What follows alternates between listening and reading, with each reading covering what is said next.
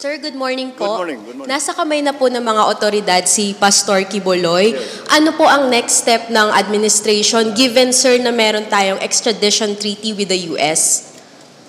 Well, the extradition request is not yet there. Besides, the judicial processes that Apollo Quiboloy is going to have to go through now, locally, still have to be done. Because we have, what has been done is that we have implemented and enforced an arrest warrant that was issued by the court. And therefore, it is now within the court's hands. Wala na sa executive ito. Kami sa executive, ang ginawa lang namin, in-implement lang namin, in-enforce lang namin ang order ng court. So that is the situation now. We will have to look at that. But for the moment, hindi extradition ang tinitignan natin. Ang tinitignan natin ay yung mga kaso na mga complaint na pinila dito sa Pilipinas. At yun muna ang kailangan niyang harapin. Next question, Chona, please. Hi, Chona. Sir, good Good morning. morning. Sir, anong participation ng Armed Forces of the Philippines? Bakit sila nandun? At bakit sa kanya nag-surrender si Pastor Quiboloy? Well, ganyan naman talaga. Madalas naman mangyari yan na may augmentation sa AFP. But let's be very clear. This was a police-led operation. It was a police operation. Kung ano man ang involvement ng AFP dyan ay, as I said, augmentation. As you can imagine, all through these past months all the intelligence services were involved, both in the police, both in the AFP, even our civilian intelligence services. Kasama lahat yan para malaman natin ano yung dapat natin gawin and what are the movements that can be attributed to Apollo Quiboloy, Mr. Quiboloy. At yan ang kaya naman may augmentation. Kung maalala ninyo, nung una silang pumasok, after 24 hours, 36 hours, hapong-hapo na yung mga pulis. So ang ginawa namin, para marelyebo naman sila ng konti, ay nagpadala kami ng sundalo na AFP. That was about 2.5 weeks ago. Nagpadala tayo ng AFP para mag-augment, makapagpahinga naman yung mga pulis natin. But eventually, when that was okay, nung pwede na naman yung pulis natin, winidraw na naman natin yung AFP at ang pulis na naman ang nag-frontline. So that's a standard procedure dito sa Pilipinas. Madalas naman talaga natin ginagawa yan. Well, I think what you all want to know, let me take you through the timeline already, what happened here. Over the last 2-3 weeks, we have been getting messages and feelers. Alam niyo naman to, yung mga sinasabi magsusurrender si Mr. Quiboloy, basta meron sa mga condition na kung ano-ano na sinasabi na kailangan may promise na hindi siya papadala sa Amerika, na hindi at kung ano-ano pa. At alam naman ninyo, hindi naman natuloy yun dahil hindi naman maaari na yung fugitive ang nagsasabi kung ano yung mga kondisyon na sa pag-aresto sa kanya. Kaya't walang nangyari doon. Ngunit patuloy. Meron tayong mga feelers na nakukuha. At we were very clear to his people, his lawyers specifically, na hindi maaari na may conditions na mayroon siyang ilalagay. At lagi namin sinasabi, basta patuloy lang ang aming gagawin. You have to decide what you want to do, but we are ordered by the court to enforce this order, and that's what we are going to do. And the putting of conditions is not an option for somebody who is actually a fugitive. So this went on back and forth for the last 2-3 weeks. On yesterday,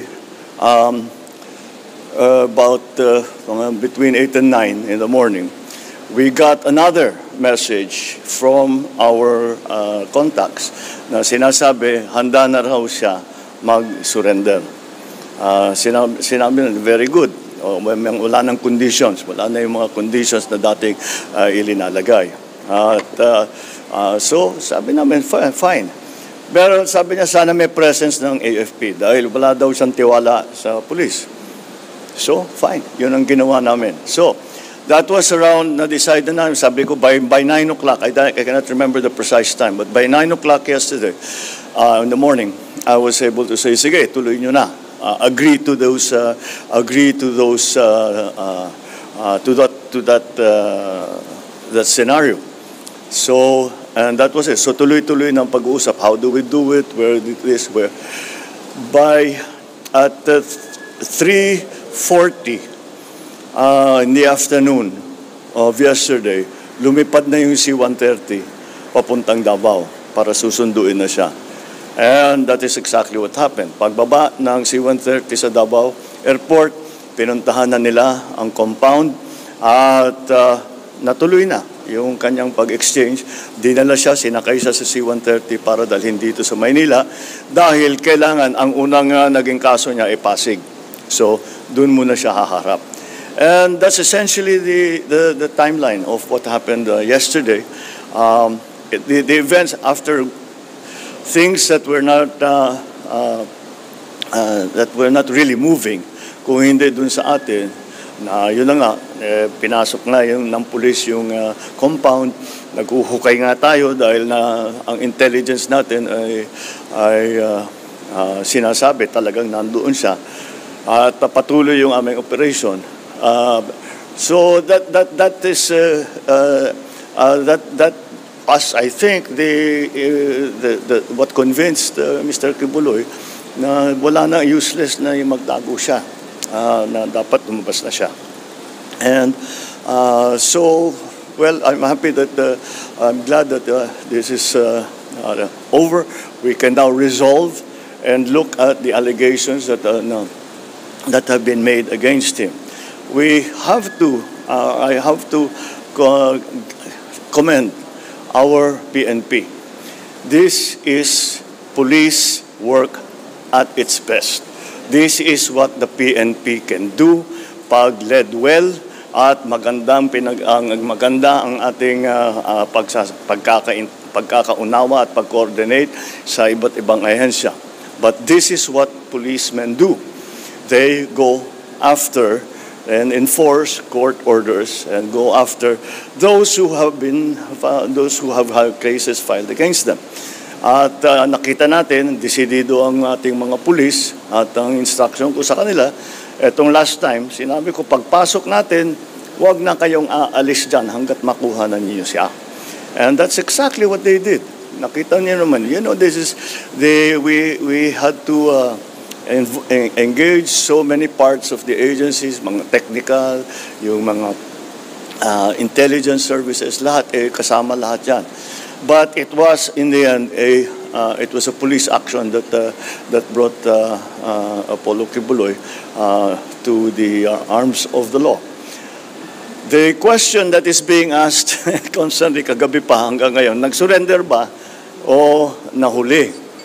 I think that's a legal question, pero ganitong iniisip mo, hindi siya lilitaw kung hindi namin hinabol ng gusto. Ang pagkaintindi ko, ang pag-surrender, pag sinabing surrender, I don't know, maybe the legalists can explain this. Pero ngunit ang pagkaintindi ko, ang surrender, kapag wanted ka, ang surrender, pupunta ka sa police station o sa, sa prosecutor, I don't know kung saan. Sabihin, to an official authority, sasabihin, nagsusurrender na ako. Alam ko may court order na, may arrest order na ako, kaya magsusurrender na ako. Hindi ganyan yung nangyari. Ang nangyari, napilitan siyang lumabas dahil malapit na ang pulis sa kanya. To his credit, ang sabi niya, yung mga follower niya, magpapakamatay para sa kanya. At ayaw niyang mangyari yun. So to his credit, he was still displaying a modicum of leadership to his followers. Kaya naman, again, I will stress, it was a very, involved police action. augmented, of course, by the AFP, augmented by the civilian arms of government.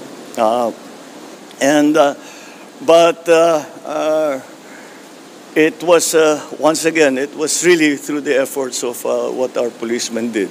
And once again, I stress that kung merong mang nasaktan, ay may galus lamang, may sugat lamang. No major injuries were sa tulakan, sa girian.